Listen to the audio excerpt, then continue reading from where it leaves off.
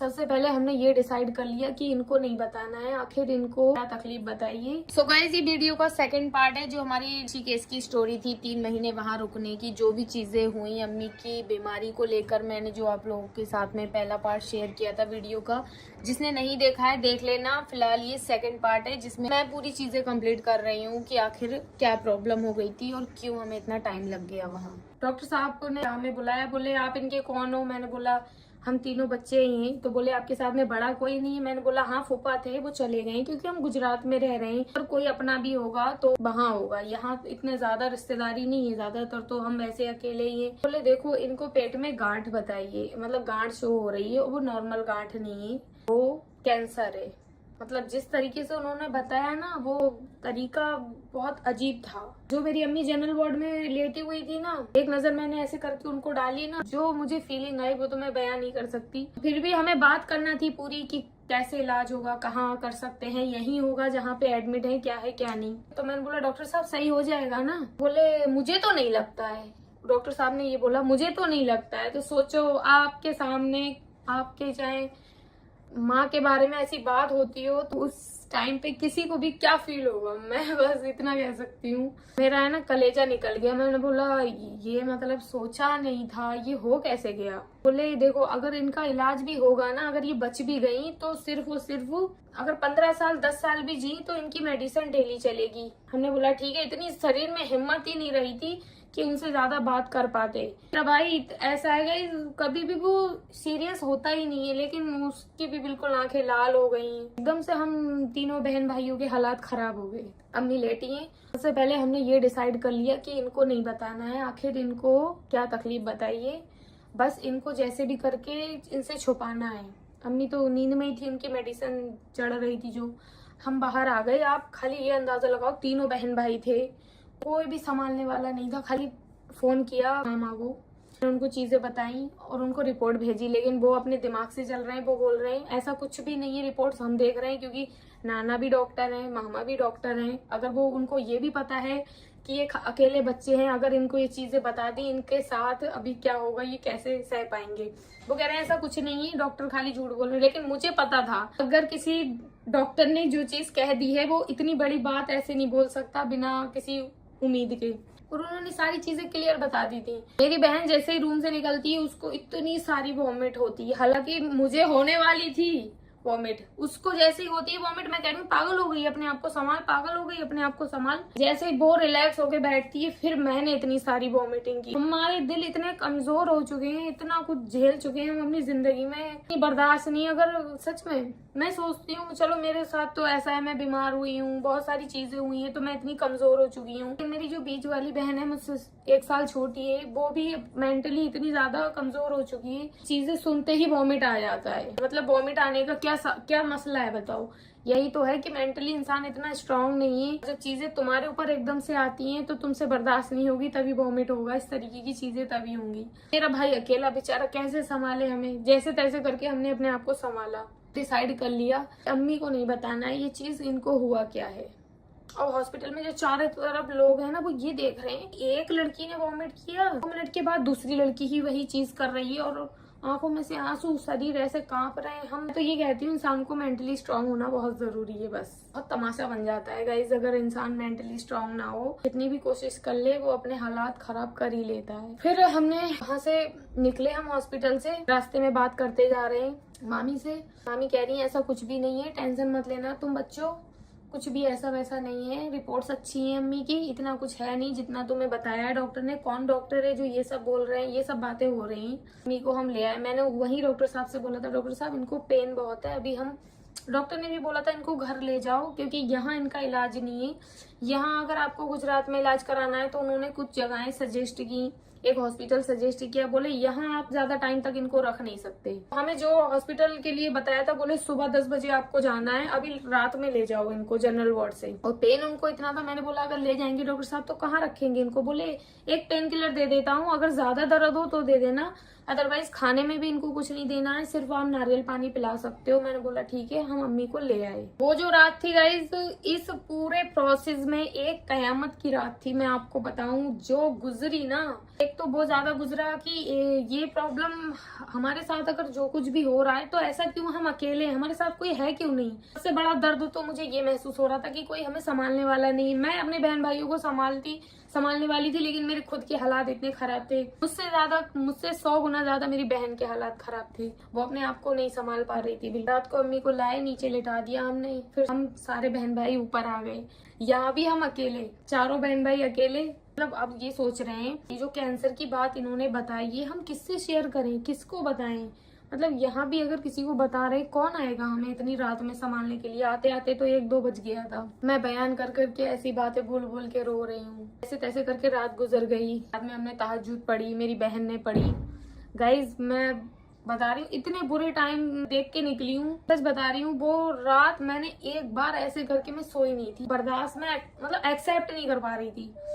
होते होंगे लोगों के दिमाग दर्द, दुख के साथ साथ नींद भी आ जाती होगी, लेकिन अगर फर्स्ट टाइम इतना बड़ा धक्का लगा, मतलब होश में जब से आई हूँ, बीमार हुई हूँ, समझदारी आई है, तब से तो यही मुझे ऐसा लगता है बहुत बड़ा धक्का लगा। ऐसे आंखें बंद कर रही हूँ, ऐसे झटके लग रहे हैं। आंखें बंद कर रही हूँ गाइस, झटका लग रहा है। मतलब वो चीजें एक्सेप्ट नहीं हो रही थी मुझसे। 1-2 लोग हैं अगर कोई जान पहचान में, तो उनको अपना दर्द कैसे सुनाऊं। अगर सुनाऊं भी तो क्या कोई समझ जाएगा कि इसके ऊपर क्या गुजर रही है। कोई समझने वाला नहीं था। जो भी करना था हमें ही करना था। सुबह को उठ के डॉक्टर के पास जाते हैं अम्मी को लेके। दूसरे जो डॉक्टर उन्होंने सजेस्ट किया था हॉस्पिटल, वहाँ अम्मी को लेके जाते हैं। देखो गाइस, पहले MD को दिखाया, देन सरकारी हॉस्पिटल में, देन सरकारी हॉस्पिटल के बाद दूसरे प्राइवेट में गए, वहां पर 3 डॉक्टर्स को दिखाया। अभी तक 5 डॉक्टर्स हो चुके थे, जिन छठे के पास हम जा रहे थे। तो हम जब उनको लेकर पहुंचे तो उन्होंने चेक किया अम्मी को। उन्होंने बोला अभी क्लियर नहीं है इनको कैंसर है कि नहीं है, लेकिन इनका FC की रिपोर्ट होगी, कोलोनोस्कोपी जिसको कहते हैं, क्योंकि इनका आंत का मामला था, बड़ी आंत का। FC की रिपोर्ट होगी, उसके बाद क्लियर होगा। और अम्मी को दर्द इतना गाइस कि लेके जहाँ गाड़ी खड़ी करी उसे जाना मुश्किल। इतनी बुरी हालत हो चुकी थी उस टाइम पे कि अम्मी जितना रो रही थी उनके साथ साथ मैं रो रही थी। कैसे हमने एक दूसरे को संभाला होगा वो तो वक्त ही जानता है। लेकिन जब उनको लेके हम हॉस्पिटल में पहुंचे और उनको डायरेक्ट उन्होंने क्या किया, पेन किलर के बॉटल्स लगा दी। अभी तक कोई ट्रीटमेंट नहीं था उनका, सिर्फ बॉटल्स लग रही थी पेन की, NS में पेन के इंजेक्शन से जा रहे थे। तो उन्होंने बोला जो बायोप्सी की रिपोर्ट होगी सिर्फ एक ही चीज करता है यहाँ पर, जय भट्ट करके डॉक्टर हैं, इसके अलावा मुझे नहीं लगता कोई करता। उन्होंने उनका एड्रेस लिख के दिया। 10 बजे पहुंचे थे डॉक्टर के पास, 12 बजे निकले। 12 बजे से हमको 3 बजे जो डॉक्टर है वो बैठने वाले थे 3 बजे। हमने वो रास्ते में ही जैसे तैसे करके गुजारे, क्योंकि हमें घर आना ही नहीं था कि अम्मी की हालत ही इतनी खराब थी। लेकर आते तो क्या करते इनको इतने लंबा सफर करके लेके जाते, मतलब थोड़ा दूर ही है, लेकिन इतना ज्यादा था। 3 बजे तक वेट किया, इनकी बायोप्सी की रिपोर्ट कराई अम्मी की। ज्यादा लंबा वीडियो हो जाएगा इसलिए मैं जल्दी जल्दी एक्सप्लेन करूंगी, वरना ये जो 3 महीने का पीरियड गुजरा है ना, ये ऐसा नहीं था सिर्फ और सिर्फ वक्त गुजर रहा था। ये एक दर्द था जो हर पल सहना था, हर पल महसूस हो रहा था, साथ में था। और हम लोगों के दिल पे जो गुजर रही थी वो तो हम ही जानते हैं। ना रात को एक पलक ऐसे करके मारी थी मैंने, ना कुछ खाया था, और दिल में इतना दर्द लफ्जों में तो बयान नहीं होगा। ये जो बीमारी का नाम आता है ना, इंसान ये सोचता है कैसे करके जिंदगी मतलब अब अपने रास्ते बदलेगी, किस तरह से रुख बदलेगा, किस तरह से जिंदगी होगी। फिर हम जय भट्ट के पास रिपोर्ट कराई गई। उन्होंने भी ऐसी हालत कर दी हमारी, जो पहले बोला था प्राइवेट वालों ने, फिर से वही हालात हो गए। उन्होंने जो बायोप्सी की रिपोर्ट आई अम्मी की, उन्होंने बोला इनको वही प्रॉब्लम है, मतलब जो वहाँ बताई गई है और रिपोर्ट्स में वही चीज आई है। और मैंने बोला मेरा एक ही डॉक्टर से सवाल था, सही हो जाएगा डॉक्टर साहब, सही हो जाएगा। डॉक्टर ने बोला मुझे तो नहीं लगता सही हो जाएगा। मतलब वो तो क्लियर बताएंगे ना, उन्हें थोड़ी तुम्हारे रिश्तेदारी निभानी है, सारी चीजें। वो बोल रहे हैं मुझे नहीं लगता सही हो जाएगा, बाकी आप दिखा दो आपको। उन्होंने पता नहीं वहाँ ट्रीटमेंट करते हैं नहीं करते हैं, रिपोर्ट्स वगैरह करते हैं। मैं जा ही नहीं रही थी अंदर। मेरे भाई के दोस्त थे 2-3 जिन्होंने इतना साथ दिया है, कोई अपना भी साथ ना दे, एक सेकंड साथ रहे, अपना घर बार छोड़ के बेचारों ने खाना नहीं खाया। एक मेरे फूफा थे जो साथ रहे, जिन्होंने मुझे बहुत ज्यादा समझाया है। ये लोग थे, उन्हीं से मैं कह रही हूँ तुम डॉक्टर से बात करो। मेरे बस की बात नहीं मैं डॉक्टरों से बात करूँ, क्योंकि डॉक्टर अगर मुंह पे कह देगा कि नहीं बचेंगी तो मैं पहले ही मर जाऊंगी। मैं कैसी भी हूँ गाइस, गुस्से की तेज हूँ, जो भी है, लेकिन मैं जिसको अपना मानती हूँ वो तो मेरी माँ है। कोई गैर भी हो मैं उसका भी नहीं झेल सकती। बर्दाश्त करना मेरे बस में था नहीं। मैंने बोला आप लोग जाके बात करो, फिर भी मुझे सहन नहीं हो रहा। मैं अंदर घुस रही हूँ, सवाल पूछ रही हूँ, डायरेक्ट पूछ रही हूँ सही हो जाएगा।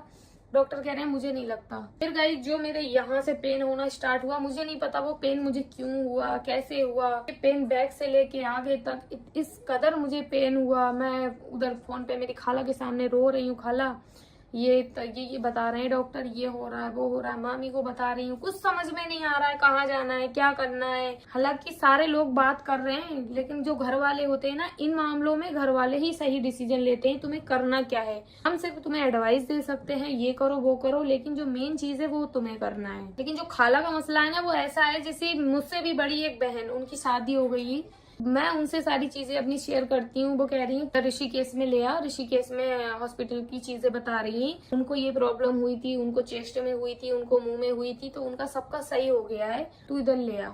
फिर कोई बता रहा है तुम दिल्ली ले आओ, कोई कह रहा है तुम इधर ले आओ। इतनी ज्यादा परेशान गाइस। दूसरी खाला से बात कर रही हूँ, वो कह रही है दिल्ली सही है। इधर बात कर रही हूँ कह ऋषिकेश में ले आओ। मेरा दिमाग पूरा खराब। लेकिन मुझे जिस पर यकीन होता है वो चीज मेरे काम आ जाती है। जिस पर यकीन था, सारे लोगों ने जो भी चीजें बताई, सबने मिलके जो अलग अलग चीजें बताई ना, वो मिलके एक जगह पे पहुंची। हम पहुंचे ऋषिकेश, और अंदर से पता नहीं ऐसी फीलिंग आ रही थी कि ऋषिकेश जब हम पहुंचेंगे तो चीजें सही होंगी। कुछ हद तक मुझे अंदर से, मतलब हालांकि डॉक्टर ने बोल दिया क्योर नहीं होगा, सही नहीं होंगी, लेकिन मुझे यकीन था कि ऋषिकेश में कुछ तो अच्छा हो जाएगा। जहाँ से अम्मी की बायोप्सी की रिपोर्ट हुई, उन्होंने बोला इनको वापस ले जाओ प्राइवेट हॉस्पिटल में, जनरल वार्ड में एडमिट करा दो। लेकिन जब हम जनरल वार्ड में पहुंचे थे गाइस, उन्होंने अम्मी को आईसीयू में डाल दिया था बिल बनाने के लिए। ये भी एक सच्चाई है। डेली का उन्होंने बोला था 15 के आपका लगेगा, 15,000 उससे ऊपर जा सकता है। लेकिन जिस तरीके से वो इतनी सारी मेडिसिन मंगवा रहे थे,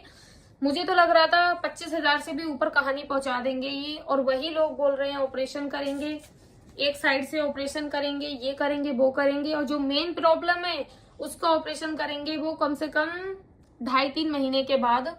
मुझे समझ में ये नहीं आ रहा, ये इसका ऑपरेशन करेंगे 2.5 महीने 3 महीने के बाद इसका करेंगे, तो ये दर्द इनका कहाँ जाएगा, क्या होगा क्या नहीं होगा। जिस तरीके से उन्होंने वो चीजें बताई कि मेरी समझ से बाहर थी, इसलिए मैं अपनी खाला के पास, मामी के पास फोन कर करके रोए जा रही हूँ। जहाँ जहाँ मुझे उम्मीद थी, मैं सबके सामने गिड़गिड़ा रही हूँ, मुझे कोई आइडिया दो, मुझे कुछ बताओ, मैं क्या करूँ। मुझे सारी चीजें जो मिला के एक चीज बनी, वो बनी ऋषिकेश। और मेरे अंदर से फीलिंग भी आ रही थी कि ऋषिकेश में कुछ तो अच्छा हो जाएगा अम्मी के लिए। आईसीयू में जब जो एम्बुलेंस से लेके जाते हैं ना, एम्बुलेंस से ले जाने वाली हालत थी, क्योंकि इनको बिना NS बॉटल के, बिना पेन किलर के तो काम चल ही नहीं रहा था। तो वो जब एम्बुलेंस वाले होते हैं, वो चेक करते हैं कि मरीज की हालत है यहाँ से वहां ले जाने की। वो तो चेक करने गए जब, तो कह रहे हैं हार्ट बीट ठीक है, सारी चीजें, ऑक्सीजन ठीक है, सब कुछ ठीक है, लेकिन इनको आईसीयू में रखा क्यों है। जब एम्बुलेंस वाले नॉर्मली देख के बोल सकते हैं कि आईसीयू की जरूरत नहीं। उधर से मेरे मामा फोन पे बोल रहे हैं आईसीयू की जरूरत नहीं है, अम्मी को जो आईसीयू में रखने के लिए बोल रहे हैं। लेकिन मैं क्या करूं, अम्मी का दर्द ऐसा, उनकी दम पे दम हालत ऐसी हो रही है, बिल्कुल ऐसे बैठने की हिम्मत नहीं है, खाली लेट जा रही है। हॉस्पिटल में तो मरीज ही ज्यादातर होते हैं, लेकिन मरीज खुद उनको देख रहे हैं कि इनकी हालत क्या बनती जा रही है। और उनकी वजह से हम भी कुछ होश ही नहीं है, कौन है, कहाँ से आए, क्या करना है। मेरा एक ही काम था उस टाइम, सिर्फ और सिर्फ मेरे अपनों से, जिन पे मैं भरोसा करती हूँ, फोन पे एडवाइस लेना, मुझे करना क्या है। जो यहाँ पर मेरे साथ में थे, वो चिढ़ रहे हैं इस बात से कि आखिर जिया तुम ये बताओ, अम्मी आईसीयू में है, तुम यहाँ ऑपरेशन कराओ, फोन पे क्यों बात कर रही हो। लेकिन मेरा मोटिव यही था, मुझे फोन पे ही जो मेरे अपने कहेंगे, जो मेरा दिल कहेगा, वही मैं करूंगी। मैंने बोला, मेरी खाला ने बोला तू ऋषिकेश ले आ, मेरे भरोसे पे ले आ। उन्होंने काम किया ऐसा जैसे मेरी कोई बड़ी बहन होती वो करती, लेकिन मेरी अम्मी की छोटी बहन और मेरी खाला ने किया, और मैं उनके कहने पे ऋषिकेश के लिए निकल गई। हालांकि इस चीज में हाथ मेरी मामी का भी है, उन्होंने भी सारी चीजें बताई, और बहुत सारे ऐसे लोग हैं जिन्होंने एडवाइस दी, जिनके कहने पे मैं ऋषिकेश अम्मी को लेके आईसीयू में से निकाल के रात के 2 बजे हम निकल गए। जिंदगी में पहली बार मैं एम्बुलेंस पे बैठी थी। मुझे पता था कितना लंबा सफर मुझे तय करना है, अपनी माँ को ऐसे ही तड़पते हुए देखते हुए। कुछ समझ में नहीं आ रहा था। मतलब उत्तराखंड मेरे पास में, ये मेरी खाला, मेरी मामी सब उत्तराखंड में ही रहती हैं। उत्तराखंड यूपी के बहुत ज्यादा पास में, लेकिन मैं सिर्फ और सिर्फ बचपन में गई थी। मुझे सही से, मतलब चीजें इतनी पता भी नहीं थी। अगर दिल से आवाज आ रही थी सही हो जाएंगी, तो रात में ही आईसीयू में से निकाला। एम्बुलेंस में अपनी माँ को ऐसे सामने देखना और इतना लंबा सफर तय करना, उसके बावजूद कोई उम्मीद न होना कि डॉक्टर्स ने तो ये सारी चीजें बोल दी हैं, अब होगा तो होगा क्या। ये सारी चीजें एक ही दिमाग में थी। दानिया का तो मसला चल ही रहा था, दानिया के साथ भी छोड़ना था। छोटी सिस्टर को, बीच वाली सिस्टर को, फुप्पी को छोड़ गई थी, आती रहती थी इनके पास में। और मैं, मेरा भाई, मेरे फूफा हम निकल गए रात में एम्बुलेंस से अम्मी को लेके। दुआ कर रहे थे बस रातें जो है ना, ये सफर जितना लंबा है ये कैसे भी करके गुजर जाए। बहुत रहम है ऊपर वाले का कि जो रास्ते में इनको ज्यादा प्रॉब्लम हुई नहीं। हम 2 रातें 1 दिन पूरा करके सफर और पहुंच गए ऋषिकेश में। ऋषिकेश की भी एक अलग दर्द भरी कहानी रही कुछ दिनों तक गाइस। वहाँ क्या था, वहां जैसे ही मैं पहुंची, मतलब एक इमोशन अपने आप ही जो निकल रहा था। आंखें इतनी सूज गई थी, फेस पूरा चेंज हो गया था, खुद भी कोई होश नहीं था मैं कौन हूँ क्या है। जिससे समझ में आ रहा है सबसे कह रही हूँ कैसे होगा क्या होगा। लोग समझा रहे हैं। खाला शाम को आने वाली थी, हम दोपहर में ही पहुंच गए। मामी भी आने वाली थी, लेकिन उस टाइम जो मुझे जरूरत थी ना किसी अपने की, बड़ा मुझे महसूस हुआ कि कोई साथ में नहीं है। ये भी एक दर्द मुझे अलग से बहुत ज्यादा महसूस हो रहा था। डॉक्टर ने जो भी चीजें बताई उनको लेके मैं बहुत कंफ्यूज थी। सबसे बात की, बोले एडमिट करा दो। यहाँ से कहाँ जाओगी? 6-7 डॉक्टरों को जामनगर में दिखा के आ गए थे, इतना लंबा सफर तय करके आए थे। जो भी चीजें डॉक्टर्स ने बोली थी, कुछ हद तक डॉक्टर्स ऐसे भी बोलते हैं ताकि ज्यादा बाद में प्रॉब्लम ना हो मरीज के साथ में, इनसे क्लियर करते हैं। जो चीजें वो क्लियर कर रहे थे ना कि ऑपरेशन के बाद ऐसा भी हो सकता है वैसा भी हो सकता है, इनका ऑपरेशन इमरजेंसी में ही करना पड़ेगा। ये इन चीजों में मैं इतनी ज्यादा उलझ गई थी, इतना प्रेशर आता था मेरी बॉडी से, जो रोती थी मैं मेंटली, मेरा दिमाग पूरा ऐसा हो जाता था, ब्लैंक हो जाती थी मैं, क्या हो रहा है क्या नहीं हो रहा है। ये सिर्फ एक ही दिन की बात है गाइस, जिस दिन हम ऋषिकेश में उतरे थे, डॉक्टर्स से मिले थे। सबसे बातचीत करने के बाद हमने अम्मी को एडमिट करा दिया। एडमिट हो गई तो एक सुकून दिल में आया, नेचुरली अल्लाह की तरफ से कोई रहमत थी, सुकून दिल में आया। एडमिट हो गई। जो डॉक्टर्स थे गाइस, उनका नाम था अरुण कुमार करके, जो अम्मी के डॉक्टर थे। उन्होंने मतलब गुजरात में ही 4 साल स्टडी की है डॉक्टरी की। उन्होंने जब अम्मी की रिपोर्ट्स देखी कि 1-2 दिन पहले की, तो ये गुजरात की रिपोर्ट है, तो कह रहे हैं आप इधर क्यों आ गए, उधर ट्रीटमेंट नहीं था, क्या था क्या नहीं। मैंने उनको सारी चीजें बताई। इतना रो रही हूँ डॉक्टर्स के सामने, इतना रो रही हूँ कि डॉक्टर खुद कह रहे हैं कि आप रोगी तो आप बताओगी कैसे। फिर मुझे बोला आप रेस्ट करो बाहर। फिर मेरे फूफा को बुलाया, फूफा साथ में थे, उनसे बात की, उन्होंने सारी चीजें समझी। फिर एडमिट करा दिया अम्मी को। एडमिट कराने के बाद सुकून मिल गया। हाँ वो ऑपरेशन होगा, जो भी होगा ऊपर वाला मालिक है। हम ज्यादा अपने आप, मतलब मेरे अंदर सोचने की शक्ति थी नहीं। मैं आप लोगों से क्या बातें करती, मैं आप लोगों को क्या स्टोरी में बताती, मैं क्या फैंस के, पता नहीं लोग कैसे ब्लॉग बना लेते हैं, वीडियो बना लेते हैं गाइज। और फिर उसके बाद में जब मैंने वीडियो डाली, लोग कह रहे हैं इनकी अम्मी बीमार है, ये वीडियो बना रही है। आपको पता नहीं इंसान किन हालातों से गुजर के बाद में चीजें एक्सप्लेन कर रहा है। जिस दिन से मैंने ऋषिकेश में पैर रखा था ना गाइस, उस दिन से अभी तक 3 महीने से ज्यादा हो गए, मेरी आवाज है ना अभी तक सही नहीं हुई है।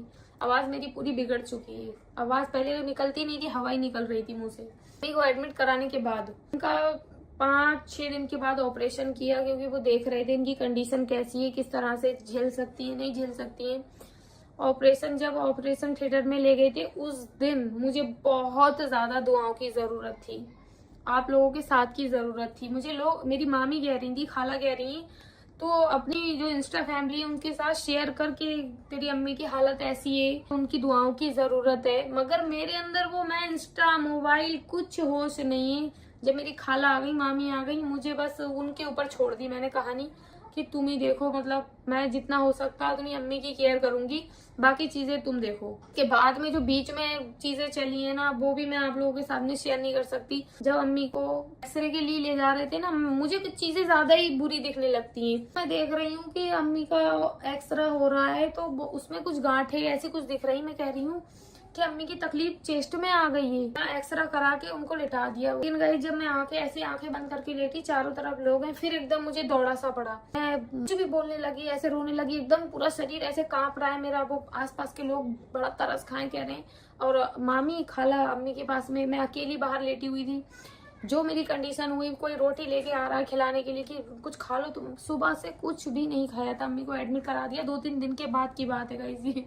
सोचो उस टाइम क्या हालात हुए होंगे जब कुछ चीजें पता चली थी। ये 2-3 दिन की बात है जब डॉक्टरों ने चीजें अपने हाथ में ले ली थी। किसी ने रोटी खिलाई, किसी ने कंबल उड़ाया। तो मैं ऐसे थोड़ा रुक गई। वहां के गार्ड थे, गार्ड खड़े हो गए, डर गए कि अरे मरीज के साथ में ये कौन मरीज आया, आ कौन गया। इस तरीके की चीजें हो रही थी। खाला को, मामी को बुला के लाए, भागती हुई आई। मैं उनसे क्या क्या बक रही हूँ, रो रही हूँ। कोई उम्मीद किसी चीज की नहीं है, बस सहारे की जरूरत थी। खाला आ गई थी सहारा देने के लिए, मामी आ गई थी। बहुत संभाला उन लोगों ने। ऑपरेशन वाले दिन मैंने आप लोगों के साथ में चीजें शेयर की। आप लोगों के साथ में जब मैंने ये चीजें शेयर की, उसके बाद मुझे एक हिम्मत मिल गई। जो आप लोग, कुछ लोग थे जो बुरा लिखते थे, उल्टा सीधा लिखते थे, लेकिन जो अच्छा लिखते थे ना, उससे मुझे बहुत हिम्मत मिली।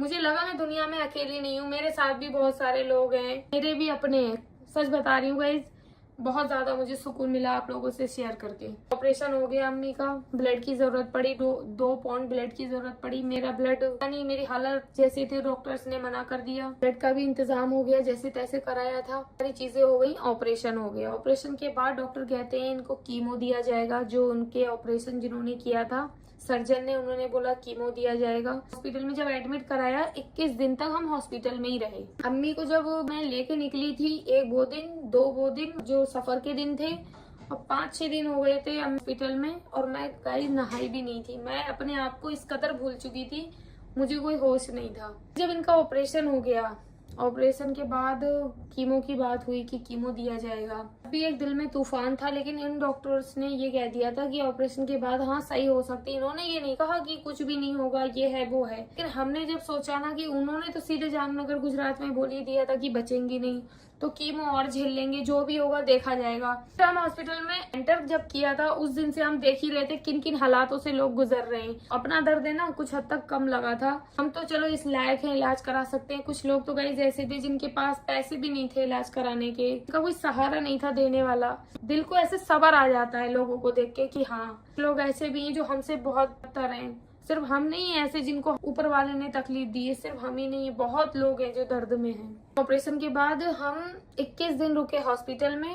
हॉस्पिटल में 21 दिन गुजारे। एक आदत हो गई थी वहां पर। डिस्चार्ज कर दिया अम्मी को कि इनकी हालत बहुत ठीक है, लेकिन उनके जो टाँके थे ना ऑपरेशन के गाइस, मतलब चेस्ट के नीचे और पूरा नीचे तक उन्होंने उनका चीरा लगाया था, वो पक गए। टाँके पके तो पूरा जख्म ऐसे किताब की तरह खुल गया था उनका, उसको हील होना था। डेली हॉस्पिटल जाना होता था ड्रेसिंग के लिए, तो डेली ड्रेसिंग के लिए हॉस्पिटल जाते थे अम्मी। और उस बीच में हम ये भी वेट कर रहे थे कि इनका जख्म हील होगा, उसके बाद ही इनको कीमो दिया जाएगा। जो भी हमें ट्रीटमेंट लेना था उसी हॉस्पिटल से लेना था। मामा का जितने भी लोग हैं उन्होंने यही बोला था, जहाँ से ऑपरेशन हुआ है बाकी का ट्रीटमेंट वहीं से कराना। मैंने भी बोल दिया था 1 साल भी लग जाएगा तो मैं इधर ही रहूंगी, मुझे कुछ नहीं देखना, मुझे इनका इलाज कराना है, इनको सही कराना है। 2 महीने तक इनकी ड्रेसिंग चलती रही गाइस, 2.5 महीने तक ड्रेसिंग हॉस्पिटल से होती रही। अभी के जो कम से कम 20 दिन से अम्मी की ड्रेसिंग मैं कर रही हूँ। फिर इनको हम लेके गए ओपीडी में फिर से दिखाने के लिए। फिर से हम इनको डॉक्टर के पास लेके गए कि डॉक्टर साहब अब क्या करना है। 2.5-3 महीने हो गए। उन्होंने 10 डेज का बोला था गाइस, डेली के 6 अंडे खाने के लिए, 2 गिलास दूध विद प्रोटीन, यानी क्या क्या जख्म भर जाएगा, लेकिन अभी तक हील नहीं हुआ है। इनको ड्रेसिंग के लिए लेके जाते थे, मैं देखती थी डॉक्टर क्या कर रहे हैं। NS डाल के क्लीन करते थे, फिर बैटरी ग्रास करके कोई ऐसी जाली जैसा आता है वो चिपकाते थे। तो इतनी सारी चीजें थी, मैंने सारी सीख ली। अभी मैं अम्मी की ड्रेसिंग कर रही हूँ। हालांकि हम इधर आ गए लेकिन उनका जख्म हील नहीं हुआ है। लेकिन जब हम डॉक्टर के पास लेके गए कि डॉक्टर साहब कीमो कब देना है, तो उन्होंने बोला आप एक काम करो, हम सर्जरी वाले डॉक्टर हैं, जो भी ट्रीटमेंट के डॉक्टर होते हैं, इस चीज का जो ट्रीटमेंट होता है आप उनसे मिल लो एक बार। फिर हम उनसे जब मिलने गए ना, तो उन्होंने बोला ये जो मोमेंट है ना, ये सुकून वाला मोमेंट है। हम बहुत डरे हुए थे, मेरी अम्मी डरी हुई थी कि बाल गिर जाएंगे, ये होगा वो होगा। हम बातें करके कभी हंसते थे, और दिल में तो दर्द है ही कि इतनी बड़ी तकलीफ है। और मेरी अम्मी ने बहुत तकलीफें झेली हैं, जो भी चीजें हैं वो एक साइड में, लेकिन उन्होंने अपनी जिंदगी में बहुत दर्द झेला है। मैं ऐसी दुआ करती थी कि इनको सुकून मिले, लेकिन यहाँ तो इनको और तकलीफें मिल रही हैं। मतलब ये चीज तो बहुत ही बड़ी तकलीफ है, इनको क्यों हो गई। इन्होंने तो बहुत कुछ झेल रखा है अपनी जिंदगी में। उन्होंने जो हिम्मत दिखाई है ना, वो डॉक्टर्स भी कहते थे तुम किसी चीज से डरती नहीं हो, तुम बहुत, अगर ये चीज ऐसे तो होना नहीं चाहिए, अगर मुझे हो गई होती ना, मैं नहीं झेल पाती, मेरे बस की बात नहीं थी इतना झेलना जितना इन्होंने झेला है। इस कदर झेला है, इस कदर बर्दाश्त किया है ना। सिर्फ एक बार रोई थी, इतनी बुरी हालत थी, सिर्फ एक बार जब इनके यहाँ से नलकी डाली थी ना, कि ये सारी नसें है ना सूज गई थी, ब्लू हो गया था, हाथों की नसें बंद हो गई थी यहाँ से। तो मेरे भाई के सामने ऐसे देख के बोल रही थी तुम्हारी वजह से इतना दर्द झेल रही हूँ, वरना मैं मर गई होती। उस दिन रोई थी, उसके बाद उसके पहले कभी नहीं रोई। डॉक्टर के पास जब हम गए, कीमो वाले डॉक्टर्स के पास गए, तो उन्होंने बोला जो तुम्हारी तकलीफ है वो निकल गई है। मतलब जो इतना हाथ का हिस्सा निकाला ना अम्मी का, हो सकेगा पॉसिबल होगा मैं इधर इधर फोटो लगा दूंगी गाइस, इतना हाथ उनका निकाल दिया अम्मी का। जितनी जगह पे वो इन्फेक्शन था, जितनी जगह पे वो फैला था, लेकिन वो क्रॉस नहीं किया था। 2 स्टेज का था। उनकी रिपोर्ट आई, जो हाथ का हिस्सा उनकी रिपोर्ट के लिए गया था 2 स्टेज था। फिर हमें ये डर था कीमो दिया जाएगा, बाल झड़ जाएंगे। लेकिन जब हम उन डॉक्टर्स के पास गए ट्रीटमेंट के लिए, उन्होंने बोला ये जो जिस तरीके से शो हो रहा है ना रिपोर्ट्स में, इसमें आपको कीमो की जरूरत नहीं है, किसी ट्रीटमेंट की जरूरत है, इवन इनको ब्लड की इंजेक्शन की भी जरूरत नहीं है। राहत मिल गई। उन्होंने बोला एक MSI की रिपोर्ट होगी, एक HC2 करके कुछ रिपोर्ट होगी इनकी, उसके बाद क्लियर होगा क्या करना है। तो बस उस रिपोर्ट के लिए हम रुके रहे 10-15 दिन। वो रिपोर्ट आई गाइस, फिर हम मम्मी को दिखाने के लिए गए। उन्होंने बोला इनको कुछ भी ट्रीटमेंट की जरूरत नहीं है, बस यही चीज चाहते थे हम। और आज दूसरा दिन है, मैं 3 महीने के बाद ऋषिकेश से आ गई हूँ गाइस। अम्मी को लेकर गई थी मैं तकलीफ के लिए, वो वहीं पर ही खत्म हो गई है। सबसे बड़ी बात ये है मेरे लिए, जो उनकी इतनी आंत निकाली उसमें ही निकल गया, वो कहीं फैला नहीं था। 2 स्टेज थी, 3rd स्टेज नहीं, 3rd स्टेज होती तो उनको कीमो वगैरह दिया जाता, सिकाई दी जाती। और उन इतनी ज्यादा वीक हो गई हैं अभी, वो खाएंगी पिएंगी वो तो सब नॉर्मल हो ही जाएगा। ऊपर वाले ने यहाँ तक ला के रखा तो वहां तक भी पहुंच जाएंगे। लेकिन जो बीमारी थी वो खत्म हो गई है। मतलब ऐसा नहीं है कि इनके शरीर में रह गई, लेकिन डॉक्टर ने बोला है हर 3 महीने में आपको याद से जरूर आना है चेकअप के लिए कि कहीं तकलीफ वापस तो नहीं आ गई है, कोई दिक्कत तो नहीं है। अगर नॉर्मल कोई बुखार जाड़ा जुकाम होता है तो आप किसी MD MBBS को दिखा सकते हो। लेकिन अल्हम्दुलिल्लाह, अल्लाह का बहुत शुक्र है गाइज कि मेरी अम्मी बिल्कुल इस बीमारी से क्योर हो गई हैं। जो अल्फाज मेरे लोगों के सामने, डॉक्टर्स के सामने निकल रहा था मेरी अम्मी सही हो जाएंगी, मेरी अम्मी सही हो जाएंगी, वो सब नॉर्मल हो गया है। जो बीमारी होती है ये बहुत बड़ी है, इसका नाम बहुत बुरा है गाइस। पूरे फीड में मेरे, जब मैंने फोन चलाना स्टार्ट किया, पूरे फीड में सिर्फ कैंसर की वीडियोस आते थे, सारे यूट्यूब पर कैंसर के, डाइट के, ये वो। और इस बीच में जो मेरी हालत हुई वो मैंने आप लोगों के साथ में शेयर नहीं की है। ये शेयर कर दूंगी तो आप लोग बोलोगे अरे जिया इतनी कमजोर है, दिखती तो बहुत स्ट्रांग है। गाइस इन दिनों में कुछ चीजें अच्छी भी हुई हैं। जैसे मैं बाहर निकली, मैंने दुनिया देखी, लोगों को देखा जो अपने बनते हैं, जो अपने कहते हैं, जो हक जताते हैं वो अपने नहीं हैं, जो नहीं कहते हैं वो साथ निभाए जाते हैं। मेरे भाई के दोस्तों ने हमारा बहुत साथ दिया, मेरे फूफा ने बहुत साथ दिया, मामी ने बहुत साथ दिया, मेरी खाला, मेरी बहन भी है, मेरी खाला भी है, मेरी माँ भी है। बहुत दर्द झेला इन दिनों में, लेकिन जो एंडिंग हुई ना वो हैप्पी एंडिंग है इस चीज की। बस आप लोगों की दुआओं की जरूरत है कि अल्लाह किसी को भी ऐसी कोई तकलीफ ना दे, किसी के साथ में ऐसा ना हो। दी इतनी बड़ी तकलीफ और खत्म भी कर दी ऑपरेशन में ही। कीमो की, ना सिकाई की, ना गोली की, ना इंजेक्शन की, किसी चीज की जरूरत नहीं पड़ी। ये तो सोचा भी नहीं था जितना अच्छा हो गया। मेरी अम्मी ऐसे ही रहे, खुश रही और मुझे डांटती रहे, मेरी उनसे लड़ाई होती रही, लेकिन वो रहे।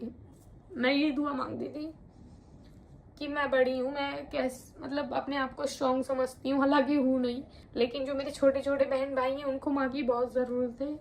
उनके लिए सही कर दे मेरी माँ को, मेरा चाहे जो भी हो, मगर मेरे बहन भाइयों के लिए तो मेरी माँ को सही कर देना। क्योंकि मेरी बहनें 2 इधर थी गाइस और हम 2 बहन भाई उधर थे।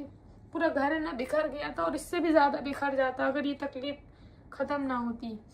और मैंने पूरी ईमानदारी से मतलब हिम्मत की और जीत के दिखाया। मतलब जीता तो मेरी अम्मी ने, लेकिन ये जीत हम सबकी है। और आप लोगों ने जो सपोर्ट किया, और उस बीच में जिन लोगों ने भी ये बोला कि आप वीडियो बना रही हो आपकी अम्मी की, जब मेरी अम्मी होटल में आ गई थी उसके बाद ही गाइज मैंने वीडियो बनाना स्टार्ट किया है। बाकी आप सब ने जिसने समझा, मैसेजेस किए, बहुत लोगों ने समझा, उन सबका बहुत बहुत थैंक यू, बहुत थैंक यू। सबको ढेर सारा प्यार। बस खुश रहो, आबाद रहो, जिंदगी को जियो। हॉस्पिटल में जाके मैंने देखा है जितना दर्द हम अपना समझते हैं ना, उनसे बहुत ज्यादा दर्द में हैं लोग। बस यही हुई इस चीज की हैप्पी एंडिंग। अपना ध्यान रखो, लव यू, बाय।